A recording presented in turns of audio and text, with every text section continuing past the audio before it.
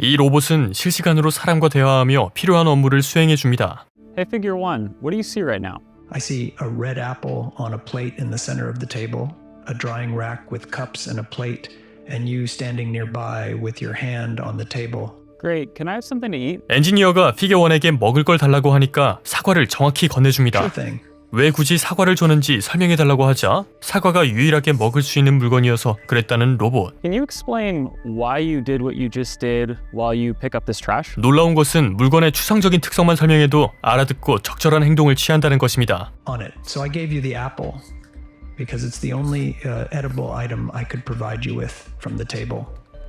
영화 아이로봇이 연상되는데요. 이 로봇을 개발한 피겨사는 22년 창업한 후 꾸준히 휴머노이드 로봇을 개발해온 회사입니다. 지금까지는 테슬라의 옵티머스 등 쟁쟁한 경쟁자들에 묻혀 잘 보이지 않았는데 오픈 AI와 협력한다는 소식을 내놓더니 불과 2주 만에 이런 로봇을 만들어서 공개했습니다. 피겨사 CEO의 트윗에 따르면 오픈 AI가 로봇의 언어적, 시각적 인식과 추론과 상호작용 등의 멀티모달 모델을 제공했고 피겨사는 자신들 고유의 엔드투엔드 신경망을 사용했다고 합니다. 엔드투엔드 신경망은 딥러닝 모델의 일종입니다. 예를 들어 음성 데이터를 입력하면 모델의 신경망 레이어를 거쳐 텍스트 데이터로 출력되는 것입니다. 같은 원리로 로봇이 음성 명령을 듣고 적절한 관절 모터를 움직인 것이죠. 소프트웨어의 추론과 분석을 하드웨어의 움직임으로 전환하는 기술을 갖고 있다고 강조한 셈입니다. 피겨사는 투자자들이 화려합니다. 마이크로소프트, 오픈 AI, 아마존, 엔비디아 등 인공지능 시대를 이끌고 있는 기업들이 우리 돈으로 약 9천억 원 정도를 투자했습니다. 투자받을 당시 기업 가치는 26억 달러 정도로 우리 돈 3.5조 원 정도였다고 하는데 창업한 지 만 2년이 안 된 걸 감안하면 떠오르는 샛별이라고 할 수 있겠습니다. 피겨1이 재미있는 점은 셀프 학습이 가능하다는 점입니다. 피겨에 따르면 처음에는 로봇에 무거운 짐을 들고 옮기는 정도의 단순한 기능만 탑재되어 있지만 계속 가르치면 점점 더 복잡한 업무를 수행할 수 있게 된다고 합니다. 위험하거나 숙련이 필요한 업무도 피겨1이 대신할 수 있게 된다는 것인데요. 이러면 현장직이 위협받는 게 아닌가 싶은 찰나 이미 휴머노이드 로봇의 일자리 대체는 현실화되고 있었습니다. 먼저 BMW는 이미 2달 전에 피겨와의 협업을 선언했습니다. 미국의 캐롤라이나 주에 있는 공장에 로봇을 투입한다는 것이죠. 벤츠도 앱트로닉이라는 로봇 스타트업과 협력을 선언했습니다. 현대와 혼다도 이미 로봇 테스트를 진행한 지 몇 년이 넘었습니다. 이미 알게 모르게 로봇 형님들이 한 자리씩 차지해 나가고 있었던 것이죠. 기사를 살펴보다가 이번 시연 영상의 로봇을 제작한 피겨사의 대표가 한 인터뷰에서